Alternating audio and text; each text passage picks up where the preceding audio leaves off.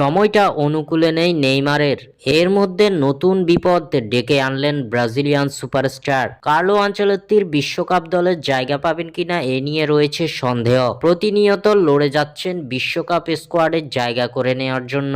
তবে এসবের মাঝেই এবার নতুন বিতর্কের জন্ম দিয়েছেন নেইমার জুনিয়র, যা তার জন্য এনে দিতে পারে বড় বিপত্তি। এবার সান্তোসের নিজের সতীর্থকে মারধরের অভিযোগ উঠেছে নেইমারের বিরুদ্ধে।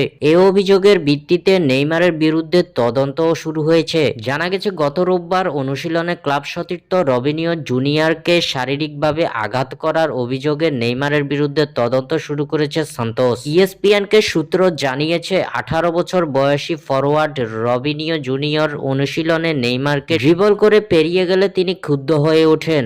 অসম্মান করা হয়েছে ভেবে তীব্র প্রতিক্রিয়া দেখান নেইমার। সূত্রগুলোর দাবি, রাগের মাথায় নেইমার রবিনিয়ো জুনিয়রকে পা দিয়ে ঠেলে ফেলে দেন। এরপর দুজনের মধ্যে তীব্র বাকবিতণ্ডা শুরু হয়। পরে সতীর্থরা গিয়ে দুই পক্ষকে শান্ত করেন। ঘটনার পর রবিনিয়ো জুনিয়র মানসিকভাবে ভেঙে পড়েছেন বলেও জানা গেছে।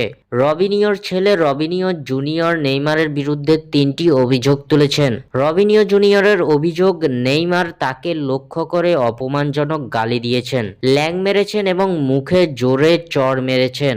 সান্তোসের বিবৃতিতে বলা হয়, সান্তোস ফুটবল ক্লাব তাদের সঙ্গে সংশ্লিষ্ট খেলোয়াড়ের বিরুদ্ধে একই ক্লাবের আরেক খেলোয়াড়ের শারীরিকভাবে আঘাত করার অভিযোগ সম্পর্কে অবগত হয়েছে।